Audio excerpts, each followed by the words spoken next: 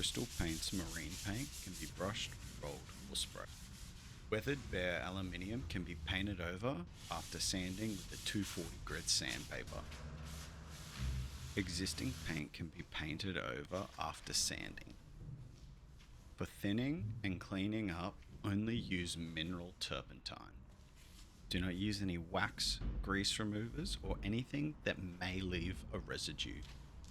When brushing, use a soft bristle brush as to not leave brush marks and give the best finish possible. Recoat time is best to leave at 24 hours to allow to harden between coats.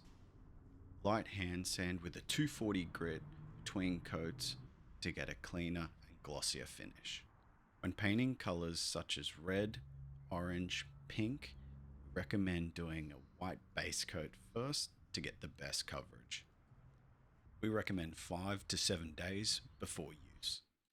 If you want to know more about this product or any of our other products, contact the factory directly.